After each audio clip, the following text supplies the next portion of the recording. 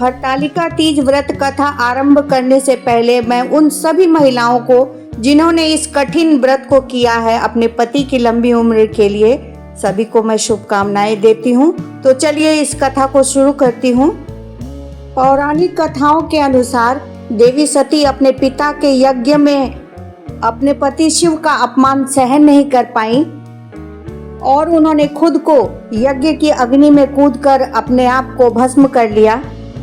वहीं उन्होंने राजा हिमवान के घर में उनकी पुत्री के रूप में जन्म लिया, जहां पर इनका नाम पार्वती रखा गया। और इस जन्म में भी उन्होंने भगवान शंकर को अपने पति के रूप में ही पाने के लिए कठोर तपस्या की और सदैव शिव की तपस्या में ही लीन रहने लगी। इससे माता पार्वती की इस कठोर तपस्या को देखकर राजा हिमवान बड़ा ही चिंतित रहने लगे और नारद मुनि से इस विषय पर चर्चा की और तत्काल ही अपनी पुत्री पार्वती का विवाह करने का निश्चय ले लिया। नारद मुनि ने उन्हें सुझाव दिया कि क्यों न भगवान विष्णु के साथ इनका विवाह कर दिया जाए। तब राजा हिमवान ने इस विवाह प्रस्ताव को खुशी खुशी सहर्ष स्वीकार कर लिया और पार्वती जी का विवाह भगवान विष्णु के साथ तय कर दिया। लेकिन शिव जी को अपने पति के रूप में मान चुकी पार्वती जी ने इस विवाह प्रस्ताव को ठुकरा दिया और उन्होंने राजा हिमवान से कहा कि मैं भगवान विष्णु से विवाह नहीं करना चाहती हूँ, क्योंकि मैं भगवान शिव को ही अपने पति के रूप में वरण कर चुकी हूँ। इसलिए अगर विवाह करूँगी तो सिर्फ शिव जी से, शिव जी के अलावा और किसी अन्य से मैं विवाह नहीं करूँगी। ऐसा कहकर पार्वती जी विलाप करने लगी। जब पार्वती जी की सखियों को इस बात की जानकारी मिली तो उन्होंने पार्वती जी को एक घने जंगल में ले गईं और घने जंगल के बीचों बीच नदी के किनारे छोटी सी कुटिया बनाकर शिव जी की पूजा करने लगीं। पार्वती जी ने कठोर तपस्या की। गर्मी की दोपहरी हो या बरसात का मौसम, हर मौसम में उन्होंने अपनी तपस्या को जारी रखा। भूखे प्यासे रहकर उन्होंने इस कठिन व्रत को किया। इस कठिन तपस्या को देखकर शिव जी अति प्रसन्न हुए और उन्होंने दर्शन देकर पार्वती जी से वर मांगने को कहा।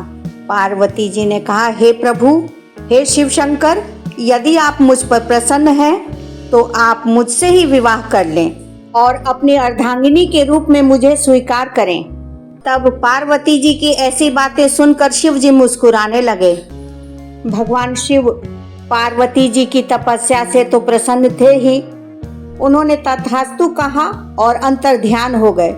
तत्पश्चात पार्वती जी ने इस व्रत की पूर्णाहुति के लिए भादो मास की शुक्ल पक्ष की तृतीया को हस्त नक्षत्र में माता पार्वती ने भगवान शिव की बालुकामयी शिवलिंग बनाई और जंगल में मिलने वाले फल फूल नैवेद्य आदि से शिव जी की पूजा अर्चना की और अन्न जल त्याग कर पूरी रात्रि जागरण कर भगवान शिव की भजन कीर्तन और भक्ति गीत गाती रहीं।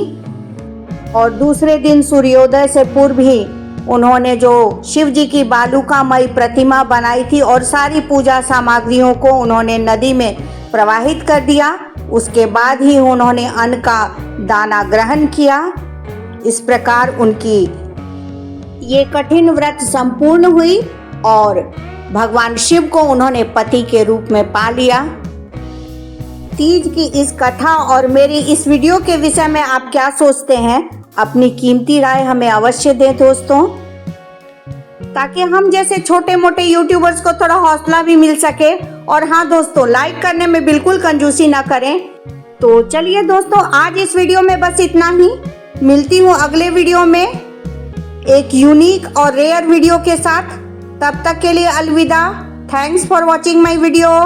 Bye bye friends, see you in next video. Bye bye.